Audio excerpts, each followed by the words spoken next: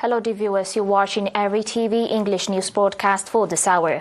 I'm your reporter, Bersabet Taghla, and coming up are the major headlines for today. The Africa-Italy summit commences today in Rome.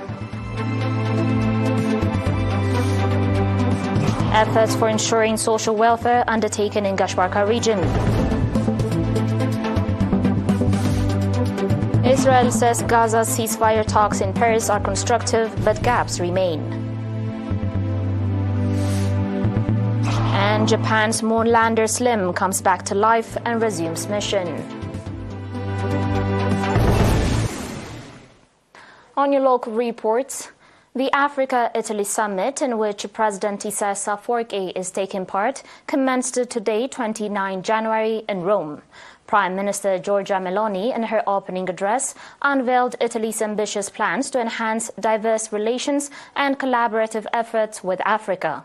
The summit has drawn the presence of over 20 African leaders, the chairperson of the African Union Commission, and high-ranking representatives from the European Union, the United Nations, and other major global institutions. Themed A Bridge for Common Growth, the summit aims to promote an equitable partnership in various domains, including economic and infrastructural development, food and energy security, as well as in education and cultural exchanges. A pre-summit reception on 28 January, hosted by Italian President Sergio Mattarella, underscored the importance of the ongoing dialogues and ministerial-level consultations between Italy and African nations, which have been instrumental in setting the stage for this high-level gathering and fostering the establishment of robust and structured bilateral relations.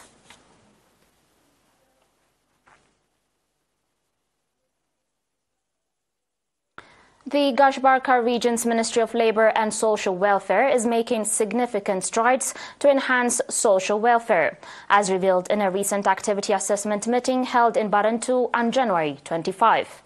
The ministry's branch office detailed its 2023 initiatives focusing on protecting the rights of children and disabled individuals, supporting the families of modest and vulnerable seniors, and ensuring compliance with labour laws while fostering human resource development. Mr. Tesfa Gabriel Gebrselassie, acting head of the office branch, highlighted the proactive steps taken in 2023 to create job opportunities, thereby improving citizens' living standards. He emphasized the establishment of conducive workplace relationships between employers and employees to spur growth in production and productivity.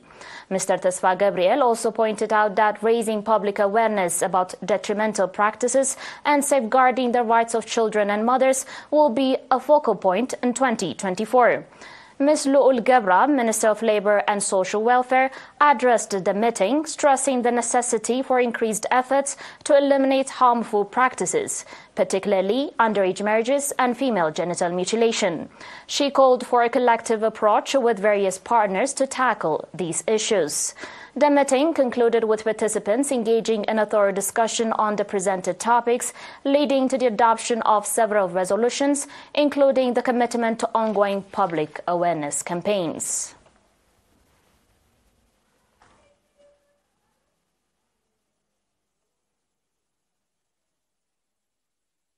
On your last local report, villages located at the Eastern Escarpment are conducting praiseworthy popular campaigns. The popular campaigns include soil and water conservation and renovation of dirt roads that have been damaged due to flooding. The administrators of the villages indicated that daily over 700 people are participating in the soil and water conservation program. According to reports from the Ministry of Agriculture's office branch in the Adaya subzone, the year 2023 saw substantial progress in these areas. A total of 957 hectares of land underwent conservation efforts, with 692 hectares successfully terraced to prevent erosion and promote water retention. Additionally, 10 kilometers of rural dirt roads have been restored, enhancing access and connectivity for these communities. Dear viewers, coming up will be international reports and more. Please stay tuned.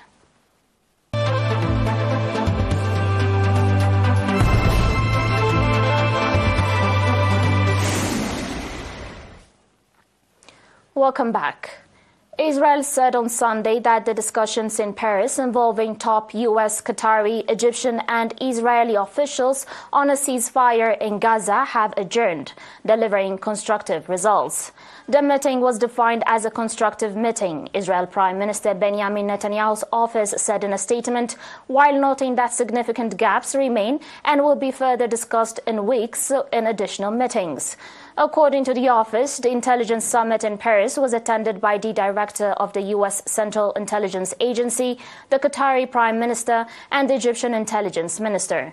The Israeli delegation is led by David Barnea, chief of the Mossad Intelligence Agency, and Ronen Bar, head of the Shin Bet Internal Security Agency. The meeting is aimed at achieving a deal to end the conflict between Israel and the Hamas movement. However, Netanyahu has repeatedly stated that his government will not agree to a ceasefire deal while Hamas remains in power in Gaza.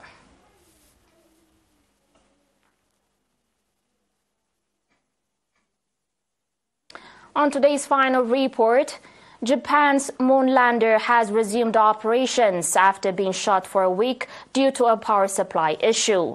The Japan Aerospace Exploration Agency said it re-established contact with the lander on Sunday night, indicating that the glitch had been fixed. Its solar cells are working again after a shift in lighting conditions allowed it to catch sunlight, the agency said. It could not generate power when it landed on January 20 as the solar cells pointed away from the sun. With the Smart Lander for Investigation Moon, or SLIM, spacecraft, Japan became only the fifth country to achieve a soft touchdown on the moon after the US, the former Soviet Union, China, and India.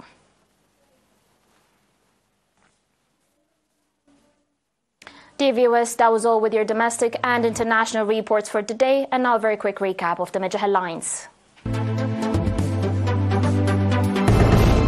The Africa-Italy Summit commences today in Rome. Efforts for ensuring social welfare undertaken in Gashbarka region. Israel says Gaza ceasefire talks in Paris are constructive, but gaps remain. And Japan's moon lander SLIM comes back to life and resumes mission. Dear viewers, that was it for today. Thanks for watching.